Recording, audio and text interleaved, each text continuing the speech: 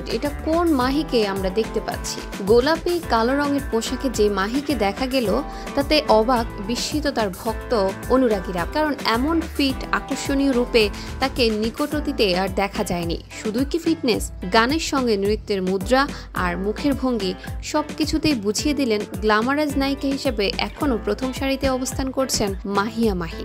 মাহিয়া মাহি গত 22 মে রাতে তার একটি ফেসবুক পোস্টে একটি ভিডিও শেয়ার করেন, যেখানে দেখা যায় হিন্দি গানের সঙ্গে কোমর দুলিয়ে নাচছেন তিনি। আর ক্যাপশনে নায়িকা লিখেছেন, সেদিন শুটের মাঝখানে সবাই একটু পাগল হয়ে গিয়েছিলাম। আসলেই পাগল হওয়ার মতো একটি নাচ তিনি নেচেছেন।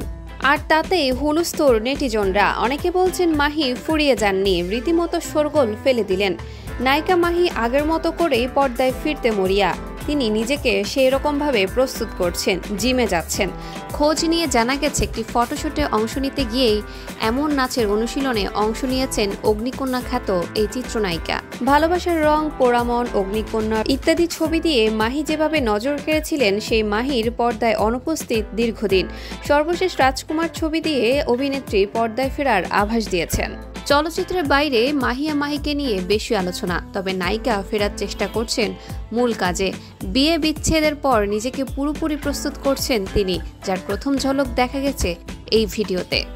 এদিকে প্রযোজনা প্রতিষ্ঠান জাজ মাল্টিমিডিয়া তথা প্রযোজক আব্দুল আজিজের হাত ধরে ঢালিউডে পা রেখেছিলেন চিত্রনায়িকা মাহিয়া মাহি। এরপর জাজের বেশ কয়েকটি সিনেমায় দেখা গেছে এই চিত্রনায়িকাকে। সে সময় ঢালিউডের ওপেন সিক্রেট ছিল মাহি ও আজিজের প্রেমের গুঞ্জন।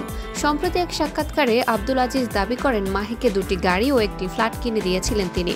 প্রযোজকের এমন মন্তব্যে বেশ আলোচনা চলছে সোশ্যাল মিডিয়ায়।